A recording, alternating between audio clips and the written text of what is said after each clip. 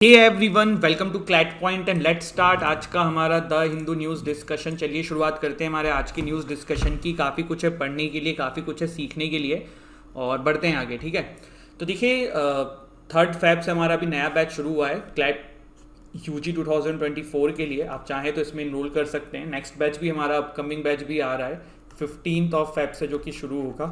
तो आप इनमें इनरोल करने के लिए नंबर पे कांटेक्ट कर सकते हैं। ये सारे फीचर्स आपको यहाँ पे मिलने वाले हैं। क्लैट 2025 के लिए भी हमारा विजेता बैच जो है वो शुरू हो चुका है एंड एनएलसेट के लिए भी हमारी क्लासेस चल रही हैं। तो आगे बढ़ते हैं, शुरू करते हैं हमारे आज के सेशन को। देखिए सबसे पहले आज की एक न्यूज़ जो है ना, आज क्या ही काफ़ी समय से चल रही है यार, अडानी ग्रुप को लेके। तो मैं आपको यहाँ पे देखिए ना, ये छोटा सा थोड़ा बहुत एनालिसिस कर दूंगा क्योंकि इसमें बहुत सारी पॉलिटिक्स इन्वॉल्व है जो कि हमारे एग्ज़ाम के लिए इतना कुछ खास नहीं है। लेकिन थोड़ा सा जो एग्ज़ाम में अगर कुछ आ जाए तो उतना अपन समझ लेते हैं। बाकी आपको मैं एक वीडियो रिकमेंड करता हूँ इसके लिए। There is a channel by the name of Amit Sen Gupta, ठीक है।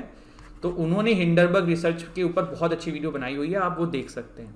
बाकी ये तो आप सभी लोग बना रहे हैं, जितने भी ये ध्रुव राठी एंड एवरीवन है, तो आप इसको देख सकते हो। लेकिन इसमें मैं आपको एक बात बता दूं कि जो भी इस वीडियो को बना रहा है ना, उन सभी का अपना अपना एक बायस है, तो उस बायस को दिमाग में रख के बना रहे हैं।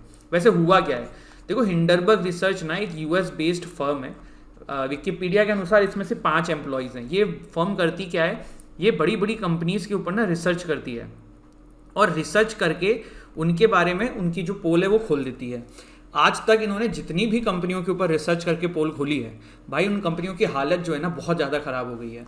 वो तो आप ये मानिए कि ये अडानी जैसी हाथी कंपनी थी जो बहुत नुकसान में है, इसको नो डाउट। और मेन स्ट्रीम मीडिया जो है ना हमारी, वो इसको कवर नहीं कर रही है, आप जानते ही क्यों नहीं कर रही है।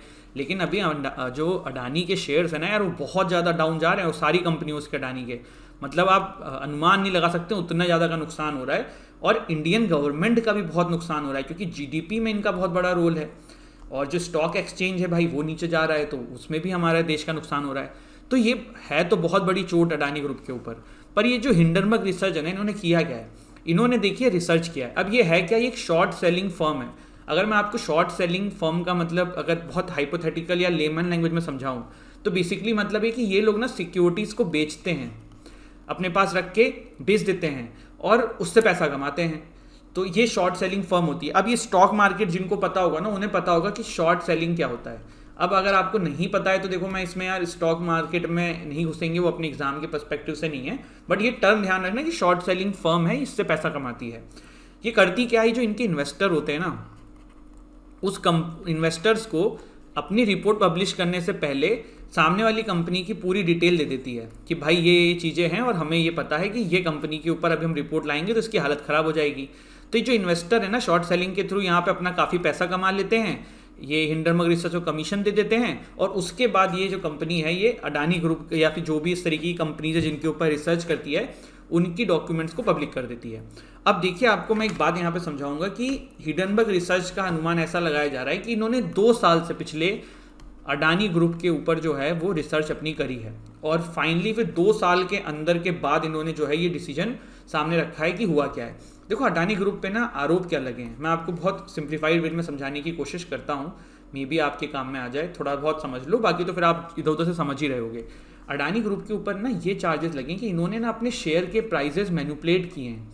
अब ये कोई कैसे कर सकता है, मैं आपको देखो बहुत सिंपल तरीके से समझाता हूँ। अडानी ग्रुप ने शेयर के अपने जो प्राइजेस हैं उसको मैनिपुलेट किया है, मतलब जान के ज़्यादा दिखा दिया है। ऐसा कैसे हो सकता है, देखो ये सप्लाई एंड डिमांड का खेल होता है, ठीक है। अगर ज़्यादा डिमांड होगी तो शेयर के दाम बढ़ जाएंगे। तो ये आरोप है कि अडानी जी ने की जो कंपनीज हैं, इन्होंने ना डिमांड फेक जनरेट करी है। अब ये फेक कैसे जनरेट करी है कि मॉरिशस में बैठी बहुत सारी कंपनियां जो हैं, उन्होंने इनके शेयर्स खरीदे हैं। और वो कैसे खरीदे हैं, जैसे ये कंपनी है तो कोई भी कंपनी शेयर खरीदती है तो यार वो बहुत सारे कंपनीज का खरीदेगी ना। पर मॉरिशस में ऐसी ऐसी कंपनीज हैं जिन्होंने 100% शेयर जो है ना सिर्फ अडानी ग्रुप के खरीदे हुए हैं। तो ये आरोप लग रहा है कि ये इन्हों की ही कंपनी है और इन्हीं के द्वारा यहाँ पे रेगुलेट करके इसका डिमांड बढ़ा दिया है, जिससे कि शेयर का प्राइस ज़्यादा है। जैसे कि मान लो 3 रुपये का होना चाहिए था, तो वो अब डिमांड की वजह से 10 रुपये का दिख रहा है। तो ये सारी चीज़ें जो है ना अडानी ग्रुप के ऊपर चार्जेस लगे हुए हैं। अब अडानी जी ने इसका रिप्लाई भी किया है कि भाई अपनी रिपोर्ट इन्होंने सौंप दी है और उन्होंने ये भी कहा है कि हम आपको सू कर देंगे। तो हिंडरबर्ग ने कहा है कि हम तो वेट कर रहे हैं, आप सू करिए। तो बहुत सारी चीज़ें जो सामने नहीं आई थी अब वो भी आ जाएगी। तो इस तरीके की चीज़ें हैं।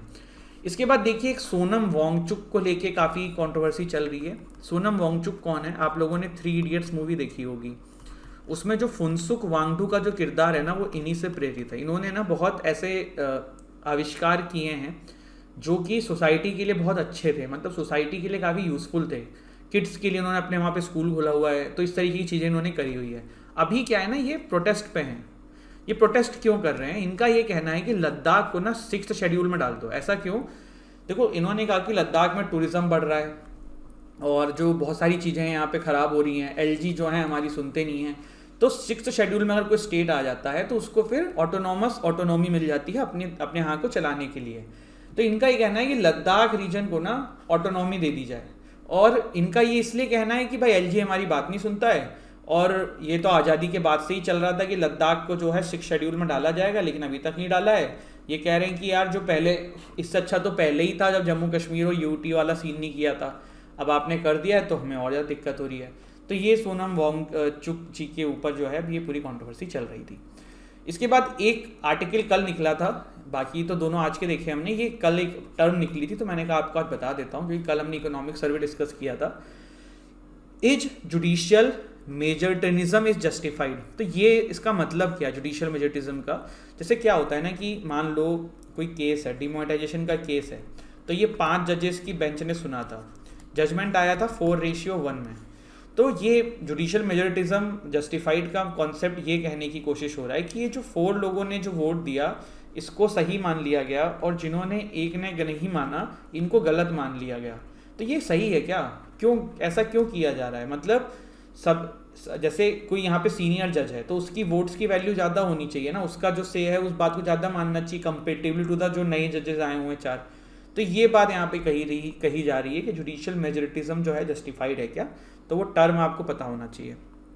कोलेजियम हमने डिटेल में देखा ही हुआ है, उसी पे आर्टिकल निकला है कि 5 कोलेजियम पिक्ड जजेस to be posted soon, central government ने ऐसा बोला है। ठीक है। Assam police arrest 2044 crackdowns on child marriage. तो मैंने आपको पहले भी चाइल्ड मैरिज के ऊपर पूरा डिस्कस किया हुआ है, आसाम के ऊपर ही जब आया था आर्टिकल तभी हमने देखा था, तो उसी के ऊपर एक्शन अभी इन्होंने लिया है। इसके बाद यहाँ पे म्यांमार कूप के ऊपर है, तो आपको पता ही होगा, ये भी हमने लास्ट वीक किया है पूरा, है ना। सर्च कैसे करना है इन टॉपिक्स को मैंने आपको पहले ही बताया, फिर बता देता हूँ। क्लैट पॉइंट, म्यांमार कूप, सबसे ऊपर जो द हिंदू आएगा उसमें आपको टाइमिंग दिख जाएगी, किस टाइम से किस टाइम के अंदर म्यांमार जनता हमने डिस्कस किया हुआ है।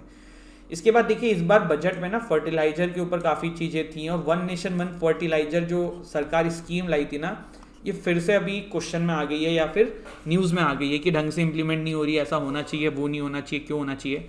तो हमारा ये जो है ना, ये 1 नेशन 1 फर्टिलाइजर स्कीम है क्या, वो हम अभी यहाँ पे डिटेल में डिस्कस करेंगे। उससे पहले एक और चीज़ है यार, Monday and Tuesday there is huge possibilities कि इन दोनों दिन द हिंदू सेशन नहीं आएगा। मेरी सिस्टर हैं, उनकी वेडिंग है, तो आप समझ सकते हो कि एज ए ब्रदर कितना काम करना पड़ता है। तो आज भी मैंने घर से इसीलिए सेशन ले रहा हूँ, क्योंकि आया हुआ हूँ जहाँ पे शादी है और सब काम वाम चल रहा है, बस मैं आप लोगों के लिए क्लास ले रहा था। तो ये वाली चीज़ है, तो मंडे ट्यूसडे थोड़ा सा कोप अप कर लेना यार मेरे साथ, बियर विथ मी, और आई विल कवर एवरीथिंग यार, बाद में तो कवर करा ही दिया जाता है, तो कोई ऐसी दिक्कत नहीं है। तो दिस इज़ इट। अभी 1 नेशन 1 फर्टिलाइजर को पढ़िए and like share subscribe our channel. जय हिंद। अगला आर्टिकल गाइस जो है ना, वो है फर्टाइल स्कीम के बारे में। बड़ा अच्छा आर्टिकल है, एग्जाम के पर्सपेक्टिव से भी इंपॉर्टेंट हो सकता है। हमारे देश में एक नई तब्दीली हुई है, जिसका नाम क्या है? जिसका नाम है, सरकार के द्वारा एक स्कीम ऐसी लाई गई है जिसमें अब ना कोई भी प्राइवेट बंदा अगर अपना फर्टिलाइजर बनाता है तो वो अपने कंपनी का नाम बड़े बड़े अक्षरों में नहीं लिख सकता, बड़े बड़े अक्षरों में उसको भारत नाम लिखना होगा। समझ में नहीं आया आपको? जैसे देखो ये चित्र आपके सामने दिख रहा है, इसमें 2/3 जो पार्ट है ना, ये सरकार का जो लोगो है एंड एवरीथिंग है वो कवर हो रहा है। जो वो कंपनी है ना, वो सिर्फ इतने छोटे से पोर्शन में अपनी जो है वो डिटेल एंड एवरीथिंग पुट कर सकती है, और ये सारे फर्टिलाइजर्स के साथ सरकार ने कर दिया है। जैसे कि मैं आपको इसको थोड़ा सा डिटेल में समझाने के लिए करता हूँ। आप यहाँ पे देखिए, ठीक है, जैसे कि यूरिया है, यूरिया की कंपनी का जो नाम हो जाएगा वो हो जाएगा भारत यूरिया। जो डीएपी हैं, ये सब फर्टिलाइजर्स हैं, तो Bharat DAP, Bharat MOP, Bharat NPK, और उन सब के ऊपर भी लिखना होना चाहिए प्रधानमंत्री भारतीय जन उर्वरक परियोजना। अब ये क्या है, PMBJP, ठीक है, ये इसकी शॉर्ट फॉर्म है, प्रधानमंत्री भारतीय जन उर्वरक परियोजना। अभी आपको में से बहुत सारे लोगों को समझ में नहीं आ रहा होगा कि सर एक प्राइवेट कंपनी के ट्रेड्स पे सरकार कैसे ये चीज करा दे रही है, कल को सरकार भी कुछ भी करेगी। तो गाइस एक देखो बहुत मेजर चीज है ना, जो किसानों को भी सबको नहीं पता होती है। फर्टिलाइजर्स के ऊपर ना सरकार जो है बहुत ह्यूज अमाउंट में सब्सिडी देती है, और वो सबको देती है। हर किसी को जो सस्ते दामों में फर्टिलाइजर मिल रहा है ना, वो इसीलिए मिल रहा है कि वो सरकार उस पैसे को उस कंपनी को पे कर रही है, आधा जो फर्टिलाइजर किसान। अब क्या हो रहा है ना, किसानों को पता नहीं होता है, बहुत सारे किसानों को नहीं होता है, बिल्कुल मैं मानता हूं। तो ये वाली चीज को खत्म करने के लिए सरकार जो है ये इस स्कीम को लेके आ रही है। और भी एक कारण है, वो भी हम आएंगे, डिस्कस करेंगे। बेसिक चीज मैंने आपको बताई है, अब थोड़ा सा डिटेल में देखना शुरू करते हैं, तब आपको थोड़ा आइडिया लगेगा। One nation one fertiliser scheme का नाम काइंड ऑफ हो चुका है। इससे क्या होगा, फार्मर को अवेयर कराया जाएगा कि भैया सरकार आपके लिए एक चीज कर रही है। प्रधानमंत्री भारतीय जन उर्वरक परियोजना जो है उसमें ये चीज है। और दूसरी चीज क्या होगा, इससे भारत ब्रांड प्रमोट होगा। भारत मतलब एक इंडिया का एक होमोजीनियस ब्रांड हो सकता है, जो कि बाहर की कंट्रीज में अगर सेल आउट होता है तो अपने देश का नाम बढ़ेगा। Only standard government design packaging must be used, ये यहाँ पे एक वो है कंडीशन। 2/3 में मैंने आपको बताया कि पहले तो PMBJP का लोगो होगा जो स्कीम का नाम है, उसके बाद जिस भी टाइप का वो फर्टिलाइजर है उसके आगे भारत लिख के उस फर्टिलाइजर का नाम, जो कंपनी है वो नीचे अपना छोटे से में अपना नाम एंड लोगो एवरीथिंग कर सकती है। तो ये चीजें हैं। अब आपको क्या लगता है कि इसका क्या फायदा है, क्या नुकसान है? तो सबसे पहली चीज तो ये हो जाएगा कि अब ना सबसे बड़ी चीज हो जाएगी कि जैसे आप ये मान लो कि आप जो है ये वॉलेट है मेरे पास, ठीक है, तो ये लोगो आपने देखा होगा, तो आपको पता है कि ये वॉलेट किस कंपनी का है। अब कोई पूमा का लेगा तो यहाँ पूमा बना होगा, ये UCB का है तो यहाँ UCB बना हुआ है, कोई और कंपनी का लेगा तो कोई और बनी रहेगी। अब कल को गवर्नमेंट ये कहते हैं कि भैया ये लोगो नहीं लगेगा, यहाँ पे सब पे सिर्फ भारत लिखा रहेगा, जितने वॉलेट आए चाहे लुइस विटॉन हो चाहे कुछ भी हो, सब पे भारत लिखा रहेगा। तो क्या आपको चलेगा ये? मतलब आपको तो चल जाएगा, चलो ठीक है सर हमको सस्ते में मिल गया, लेकिन जो प्राइवेट कंपनीज उनका कितना नुकसान हो रहा है। फिर वो UCB वाले इसको अच्छा बना रहे हैं, जो सड़क पे बेच रहा है वो भी बना रहा है लेकिन उसकी क्वालिटी खराब है, लेकिन जब सब पे भारत लिखा रहेगा तो पता कैसे पड़ेगा? तो डिफ्रेंशिएशन खत्म हो जाएगा। पहली चीज तो ये है। दूसरा देखो क्या है ना कि फर्टिलाइजर के मामले में एक चीज देखी जाती है कि जो किसान होते हैं ना वो साउथ से भी फर्टिलाइजर मंगाते हैं। जैसे कि कोई फर्टिलाइजर कंपनी है जो साउथ इंडिया की है बट वो बहुत अच्छा फर्टिलाइजर बनाती है, तो बहुत बार ऐसा देखने को मिलता है कि किसान जो है वहां से भी चीजें मंगवाते हैं। पर आपको एक बात पता है, जो फ्रेट का कॉस्ट होता है ना वहां से मान लो साउथ से नॉर्थ में आ रहा है, तो ये पैसा भी सरकार पे करती है। तो ये सब चीजें हैं। तो सरकार ने ये बोला भैया जब सब हमें ही पे करना है तो हम जो है इसमें अपना नाम रखेंगे। अभी देखिए जो राइटर हैं उन्होंने क्या रखा है, उन्होंने एक आंकड़ा रखा है कि देखो 2.25 लाख करोड़ की ये पूरी सब्सिडी जाती है फर्टिलाइजर में सरकार की, उसमें से सिर्फ 6 करोड़ का पोर्शन जो है वो फ्रेट कॉस्ट होता है। तो आप ये तो मत बोलिए कि फ्रेट कॉस्ट के लिए आपने ये किया है। अकॉर्डिंग टू द राइटर वो बोले कि ये तो भाई पॉलिटिकल माइलेज के लिए है, लेकिन ये तो फिर वही इनके विचारधाराएं अपने पॉइंट ऑफ व्यू हैं, वो एग्जाम के पर्सपेक्टिव से इंपॉर्टेंट नहीं है। अब देखो इसमें एक प्रॉब्लम जो मेजर दिखेगी ना वो ये होगी कि देखो जो कंपनीज हैं जो जैसे UCB वाले थे, अब इनको ऐसा कह देंगे तो क्या ये UCB का प्रमोशन करेंगे? नहीं करेंगे भैया, जब सब जगह भारत ही लिखा है तो UCB का प्रमोशन करने से थोड़ा बिकने वाला है। तो कहने का मतलब ये है कि अब फर्टिलाइजर कंपनीज मार्केटिंग बंद कर देगी, जागरूकता नहीं आएगी लोगों के अंदर, किसानों को जो अलग अलग जानकारी मिलती थी वो नहीं मिलेगी। इसके अलावा क्या होगा, जैसे पहले UCB जो है मतलब इस तरीके से बना रहा था, फिर डिजाइन चेंज करेगा, ये करता वो भी बंद कर देगा। जब सब पे भारत ही लिखा रहेगा तो ये पर्स से मैं आपको समझाने की कोशिश कर रहा हूँ, आप को रिलेट कर सको। अब फर्टिलाइजर कंपनी जो है वो एक्सपेरिमेंट नहीं करेंगे, वो कुछ नया चीज उसमें ढूंढने की कोशिश नहीं करेंगी। क्या पता कुछ बहुत अच्छा ढूंढ लेते, क्या पता कुछ नई चीज मिलती, तो वो वाली चीज जो है वो खत्म हो जाएगी। दूसरी चीज एक ये भी हो सकती है कि कल को धीरे धीरे फर्टिलाइजर बिजनेस में जो बिजनेसमैन है वो इस बिजनेस को क्लोज कर दें, वो छोड़ दें। तो ये सारी चीजें जो हैं आपने एक समय में चीजें जानी। दूसरी देखो प्राइवेट प्लेयर्स के आने से जो है ना मार्केट में अपने आप स्पीडली काम होता है और चीजें बेटर होती है। जैसे कि आपके सामने एग्जाम्पल है, देयर वाज अ टाइम जब से BSNL था तब भाई मनमानी चीजें चलती थी BSNL की, उसके बाद मार्केट में प्लेयर्स आए, जियो आया, क्या रिवॉल्यूशन लेके आया भाई, डेटा का क्या रिवॉल्यूशन लेके आया। आज जियो को आप और हम कितना भी गरिया दें, कितना भी गाली दे दें, लेकिन आप एक सिंपल सी बात समझो, जियो से पहले मुझे आज भी याद है, जब मैं कॉलेज में फर्स्ट ईयर में था, 250 रुपए का 1 GB इंटरनेट पूरे महीने चलाता था। यूट्यूब खोलना मतलब वो सौभाग्य की बात हो गई कि यूट्यूब पे कोई वीडियो देख ली, अदरवाइज यूट्यूब पे वीडियो नहीं देखी जाती थी। व्हाट्सएप चैट पे ही पूरा 1 GB खत्म हो जाता था 1 महीने में। वो एक जमाना था। आज की डेट में देखो डेटा को क्या रिवोल्यूशनाइज किया गया है जियो के द्वारा। हुआ है कि नहीं हुआ है? आप फ्लाइट को देखो, पहले एयर इंडिया रहा या कोई भी फ्लाइट थी, बहुत अनजाना पैसा, अनसंट पैसा, ना सुविधा ना कुछ। आज की डेट में देखो, जब फ्लाइट के अंदर, एविएशन के अंदर प्राइवेट सेक्टर्स हैं, तो आप देख रहे हो।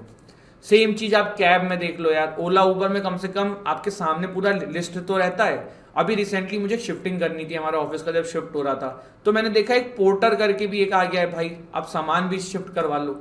तो कहने का मतलब ये पोर्टल, मतलब जैसे जो हम वो करते हैं ना, गाड़ी जो लॉरी होती है जो सामान उठा के ले जाती है, तो पहले हम उसको मार्केट से करने जाते थे भाई, बहुत अनसन पैसा मांगता था। अब वो एप्लीकेशन से करो, पूरा रास्ता भी ट्रैक हो रहा है, कहाँ से कहाँ सामान पहुंच रहा है। तो प्राइवेट प्लेयर्स जब आते हैं तब चीज़ें बेटर होती हैं। ठीक है, तो ये वाली चीज़ है। तो अभी ये सारी बातें थी जिस पे बातें बोली गई हैं। राइटर के अकॉर्डिंग तो भैया ये पॉलिटिकल माइलेज है, लेकिन ये फिर वही बात है, ये पॉलिटिकल बात है और ये इनके विचार हैं, इस पर हम कुछ नहीं कर सकते हैं। मोटा मोटा फिर से मैं समझा देता हूँ। भारतीय जन उर्वरक परियोजना ऊपर लिखा रहेगा प्रधानमंत्री में, कहीं पे इंग्लिश में लिखा हो सकता है ये। अब जैसे यूरिया है तो भारत यूरिया, अगर कोई और प्रोडक्ट है तो भारत वो, यहाँ पे उस कंपनी का नाम हो जाएगा। और ये जितना भी फंडेड पैसा आ रहा है वो ऑफकोर्स टैक्स पेयर्स के पैसा से ही हो रहा है, आपके हमारे। अभी देखो एक और क्रिटिसिज्म हो रहा है हमारी गवर्नमेंट का, जो कि मुझे भी जायज़ लग रहा है। जायज़ लग रहा है कि देखो अभी इन्फ्लेशन इतना ज़्यादा है, फर्टिलाइजर की कीमत भी बहुत बढ़ गई है, पर सरकार जो है ना 1 रुपया बढ़ाने को तैयार नहीं हो रही है फर्टिलाइजर में। लेकिन हर तरफ पैसा बढ़ रहा है, लेकिन फर्टिलाइजर में पैसा नहीं बढ़ा रही है, क्योंकि उनको डर है कि जहाँ ये बढ़ाएंगे किसान जो है वोट बैंक चला जाएगा, ऐसा राइटर का कहना है। तो ये चीज़ है। अब राइटर देखो इसमें ये बोल रहे हैं कि आप ना, चलो ठीक है, आप किसान को अवेयर कराना चाहते हो कि सरकार जो है वो आपके लिए कर रही है, तो आप ये सब मत करो ना, आप डीबीटी करो, डायरेक्ट बेनिफिट ट्रांसफर करो। मतलब किसान को कहो कि भाई अगर फर्टिलाइजर 10,000 का आ रहा है तो 10,000 का खरीद, लेकिन 5,000 रुपये जो हम तुम्हारा पे करते थे ना, हम तुम्हारे अकाउंट में डाल देंगे। और आपके पास ऑलरेडी इनके डेटाज हैं, पीएम किसान स्कीम जो चल रही है, जिसमें 2-2 हज़ार रुपये हर महीने, एक साल में 3 किस्त आनी थी, शायद यही था ना, 6,000 रुपये का था। देख लेना, प्रधानमंत्री किसान सम्मान निधि जो स्कीम है यही है आई थिंक। तो जैसे वो डेटा है आपके पास, आप डीबीटी ट्रांसफर कर सकते हो, डायरेक्टली किसानों के अकाउंट में ट्रांसफर कर दो वो पैसा, फिर किसान जो है वो अपने एंड से पूरा दें। तो ये चीज़ कर सकते हैं जिससे किसान अवेयर रहें। पर आपने जो ये चीज़ किया है, इससे क्या होगा कि प्रोडक्टिविटी को हार्म हो सकता है। जो कंपनीज इस बिजनेस में वो धीरे धीरे लैक ऑफ इंटरेस्ट के लिए अपने बिजनेस को कम कर सकती हैं, क्वालिटी पे भी गिरावट आ सकती है। तो ये कुछ बेसिक थिंग्स थी रिगार्डिंग दिस पर्टिकुलर थिंग।